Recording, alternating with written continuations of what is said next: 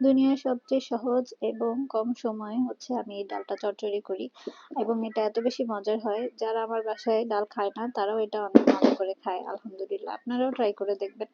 আর এখানে কিছু বাজার নিয়ে এসেছিল, সেগুলো আপনাদের সাথে শেয়ার করব। আর রান্না করতে গিয়েছিলাম রাত 10টার পরে। কেন 10টার পরে গিয়েছি সেটাও বলবো, সেটা জানার জন্য আমার সাথেই থাকবেন। আশা করি সবাই ভালো আছেন। আমি এখানে প্রথমে ডালটা ভালোভাবে ধুয়ে নিয়েছিলাম। আমি যেহেতু এখানে চচ্চড়ি করব, আমি একটু বেশি পরিমাণে ডাল নিয়েছি, আপনারা তাই করবেন।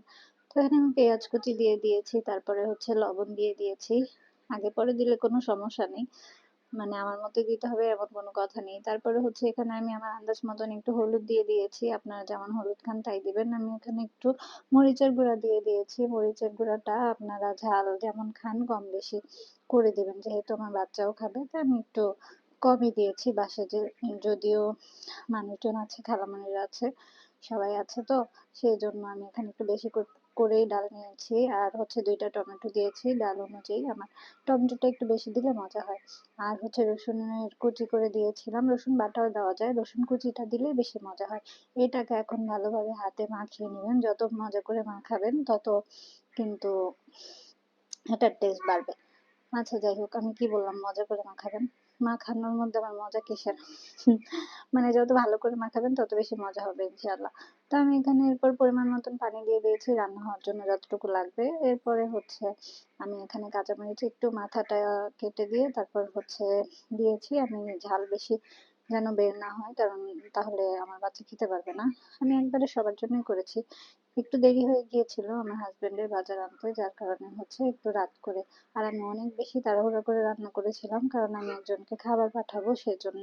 সে আমার জন্য অপেক্ষায় বসেছিল। আমি আমার দেবরের বউকে বলেছি যে তুমি অপেক্ষা করো, আমি তোমার জন্য মাছ রান্না করে পাঠাবো। তো লিটারেলি রাত 11:30টার দিকে আমি তাকে পাঠাতে পারছি। তো এই যে আমি বাজার থেকে এখানে রুই মাছ নিয়ে এসেছিল, একদম তাজা তাজা। তো আমি সেটাকে তাড়াতাড়ি করে হচ্ছে ধুয়ে টুয়ে ফ্রাই করে নিচ্ছিলাম রান্না করার জন্য।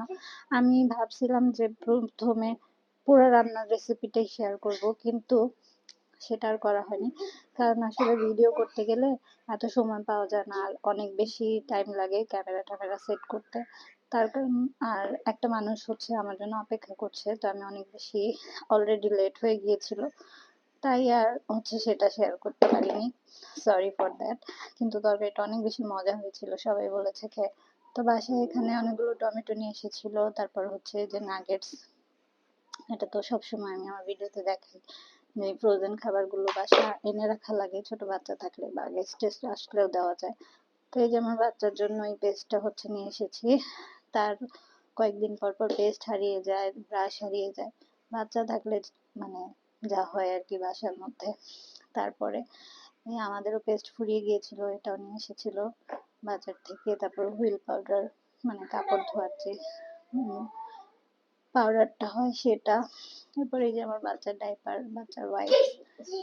আজকে ভিডিওটা এই পর্যন্তই। উল্টাপাল্টা একটা ব্লগকে শেয়ার করলাম না শেয়ার করলাম। সবাই ভালো থাকবেন আর অবশ্যই এভাবে ডাল রান্না করে দেখবেন, সবাই পছন্দ করবে ইনশাআল্লাহ। আল্লাহ